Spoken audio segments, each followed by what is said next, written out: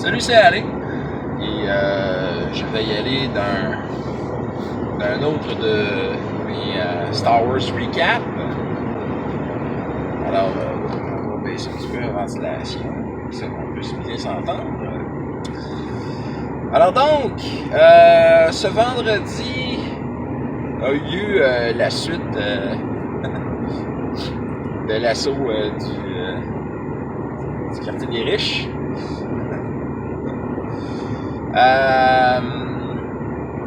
Dans le fond, c'était la poursuite. Et la poursuite, c'était nos trois héros mandaloriens avec deux de leurs droïdes. Et le hôte qu'ils devaient secourir. Excusez. Donc, ils étaient en limousine blindée. Oui, il était blindé. Quand ils l'ont commandé, elle était blindée. Et avec le chauffeur de la limousine dans le coffre. Bref, ils étaient poursuivis par, ils ne le savaient pas encore, deux chasseurs légers Manuvim 814. Des chasseurs qu'on voit pendant une fraction de seconde pendant l'épisode dans l'épisode 3. C'est des chasseurs qui datent de la fin de la guerre des clones. Bref, c'est du vieux stock, mais c'est des chasseurs très légers. C'est vraiment pas fort. Et qu'est-ce qui se passe? Vous savez bien. Okay. Anyway,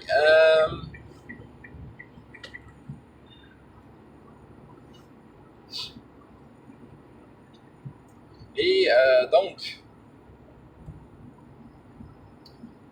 ils sont donc ils sont donc partis à pleine vitesse en zigzagant pour essayer d'éviter les tirs de laser.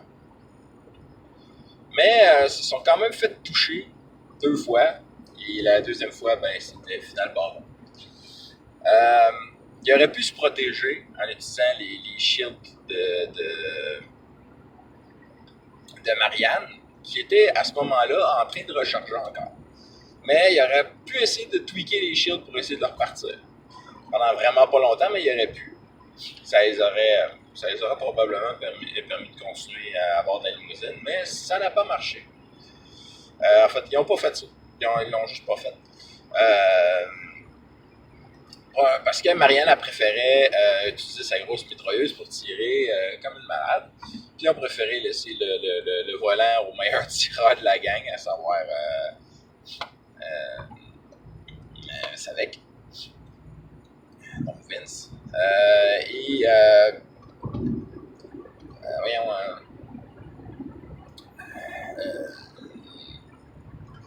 Shishan, joué par Gabi, est en train d'essayer de se soigner parce qu'elle était assez maganée. En fait, ça a été la plus maganée de toute la gang. C'est elle qui a mangé le plus de coups. Puis c'est elle aussi, une de celles qui a le moins de points de vie. Et c'est elle qui était tombée l'épisode d'avant. Elle a réussi à se ramener grâce à la force. Puis là, elle a essayé d'utiliser le pouvoir de la force pour se guérir un peu. Puis après ça, utiliser des pilules. C'est ça, elle avait des difficultés à faire ça. Puis même à utiliser des medpacks, des medkits, toutes sortes d'affaires. Ça marchait pas. Ça marchait vraiment pas. Elle arrêtait tout à ses jeux. Ça arrive. Fait que bref, ça tirait. Il avait réussi à endommager un des chasseurs, mais malheureusement, un des chasseurs a eu un critique et a tiré dans le... c'était un critique non confirmé, mais c'était un critique pareil, ça a touché. Puis, le véhicule l'a planté. Alors, juste alors qu'il venait de trouver un gros stationnement à plusieurs étages pour pouvoir se stationner, à côté d'une série de magasins dont le principal était l'équivalent d'un structure. J'aime beaucoup mettre ce genre d'affaires-là. Donc, bref, ils ont réussi à planter la limousine dans l'entrée. Et là, ils ont commencé à sortir en tirant. En se mettant à couvert. Puis ils sont partis à courir vers des véhicules de livraison. Ils en ont trouvé un assez vite, ils l'ont fait démarrer très rapidement, ils sont montés à bord. Pendant ce temps-là, Savec faisait la couverture. Il y a un des chasseurs qui est descendu doucement, puis s'apprêtait à les tirer. Il y a eu quelque chose d'autre qui est arrivé assez vite. Un chasseur des ESPO, qui est la police du secteur corporatif. Fait qu'un chasseur IRD, comme on les appelle. Et le chasseur est arrivé en pleine vitesse, en tirant avec ses lasers pour leur dire dégagez arrêtez votre attaque, c'est illégal. Puis en leur parlant à la radio. Fait que j'ai jeté comment qu'est-ce que les pilotes des chasseurs allaient réagir. Et il y en a un qui a eu un vin naturel pour les convaincre du bien fondé de leur cause. Ce qui veut dire que maintenant, notre équipe avait maintenant un membre des forces de constabulaire contre eux autres. Fait que, évidemment, malheureusement, juste le tour suivant, Savec se décide à appeler le IRD par la radio. Leur dire la situation. Le ESPO leur répond moi, je viens de me faire dire que vous êtes que vous avez capturé un invité de monsieur. Monsieur en tout cas, j'ai oublié son nom, de Van Finn, en tout cas, c'est comme ça, rendez-vous, lâchez vos armes, vous êtes en état d'arrestation. Fait que, évidemment, l'équipe ne peut rien savoir. Fait que le chasseur qui est descendu savait qu'il a tiré une grenade flashbang dessus. Évidemment, le bang n'a pas fait grand-chose vu que le gars était dans le cockpit. Mais la grenade a explosé direct en face. Avec un Moses de beau jet. Le gars était complètement aveuglé. Et évidemment, pilotait son vaisseau. Mais fait que j'ai fait un jet pour voir comment ça allait. Il a eu 19 sondés. C'était quand même pas un mauvais pilote. Fait qu'il a réussi à garder un semblant de contrôle sur son véhicule. C'est-à-dire qu'il a juste monté dans les airs, puis il n'a pas bougé. Il s'est fermé les yeux, mais il a eu assez de contrôle pour genre monter dans les airs sans faire défier son vaisseau. Et oh my god, ils ont fini de réparer cette tronçon de route-là. Incroyable. Fait que donc, il restait. Là, après ça, c'était le IRD, le chasseur IRD qui a descendu.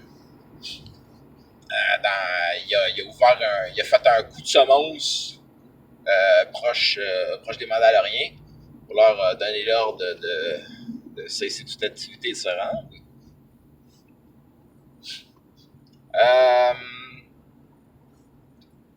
Savec a ouvert le feu avec son arme de bras mitrailleuse sur le cockpit, avec un très beau jet, encore une fois, un tir soutenu, ce qui fait que le cockpit, il a volé en éclats. Après ça, il a continué sa... Le tour suivant, il a mitraillé encore. Il a descendu le pilote. Le chasseur s'est écrasé sur ses patins. Encore allumé, mais intact, là, qui ne bougeait plus. Fait que c'est un chasseur biplace, un à côté de l'autre. Fait qu'évidemment, il a sauté dans le cockpit, puis des pris et contrôle du véhicule.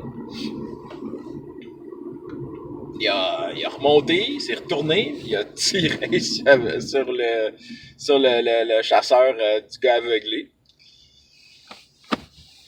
Puis ben, le chasseur est détruit, fait que le gars il est mort. Le pilote est mort. Et donc, après ça, ben, il a appelé les ESPO. Puis il a dit que son chasseur était endommagé, puis que genre il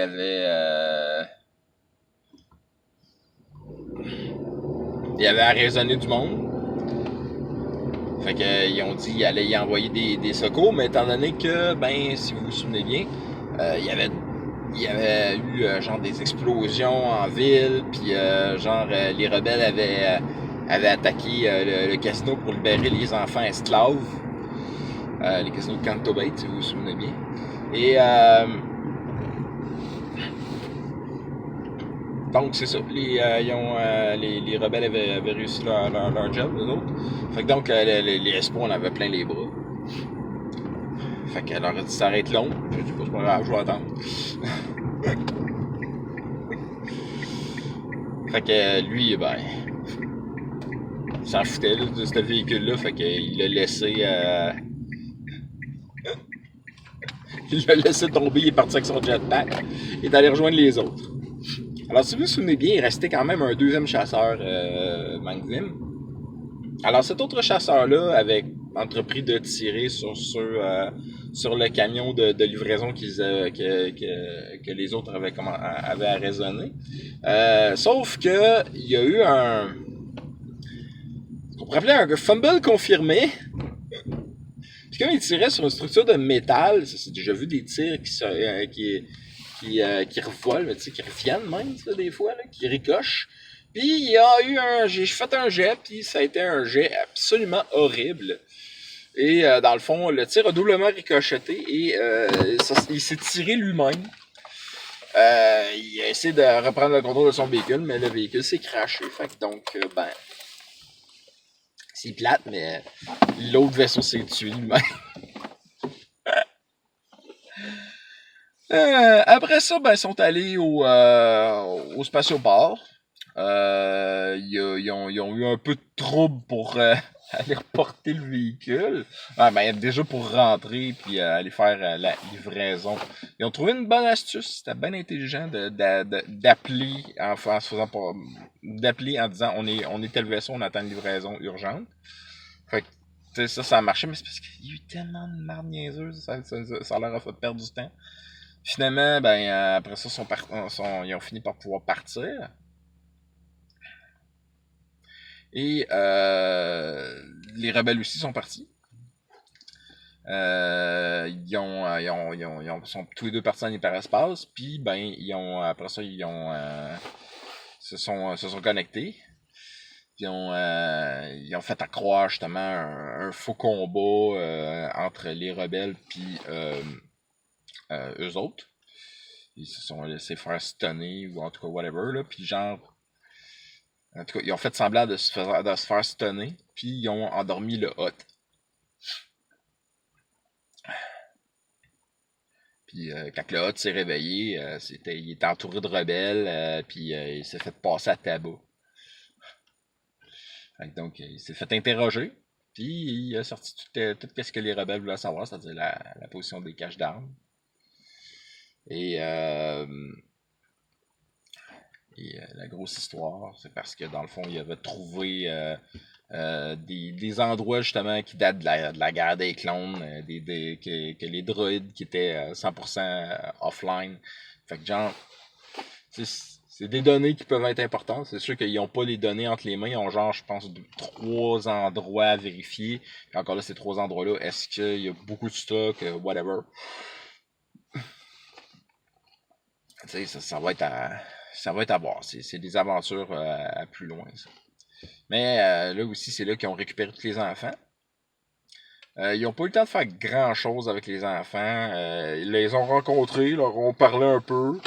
Ça s'est quand même assez bien passé. Mais rien de plus. Ben, ils ont découvert qu'il y en a une qui avait la force. Fait que ça c'est. C'est pas mal là qu'ils sont rendus avec 18 enfants à bord. Ça va être rock'n'roll. Puis là, ils se sont décidés qu'est-ce qu'ils veulent acheter. Ils veulent acheter des croiseurs Sea Rock Gazanti. Fait que, on va voir comment ça va aller. Puis c'est pas mal ça. Cette semaine, je pense qu'on joue mercredi parce qu'ils peuvent pas jouer vendredi. On va regarder de quoi ça va avoir l'air. Puis on va. Sinon, genre, je vais continuer sur cette lignée-là. J'ai déjà des bonnes idées par rapport aux enfants. S'il y en a que leurs parents vont vouloir les récupérer, tu sais. Il y en a d'autres que les parents. La majorité des parents sont eux-mêmes esclaves. Fait qu'il va falloir soit les libérer, en tout cas, d'abord essayer de les retrouver. C'est déjà ça qui va être compliqué. Mais il y en a que j'ai fait des petites plots de device, des petites histoires intéressantes, puis tu sais, des petits trucs là, le fun, là, tu sais. C'est pas toujours que ça soit rien que des bing bang par là. Faut qu'il y ait des enjeux intéressants. Tu sais. Bref, jusqu'à la prochaine fois, je vais vous souhaiter des critiques nombreux et des femmes rares. Bye bye.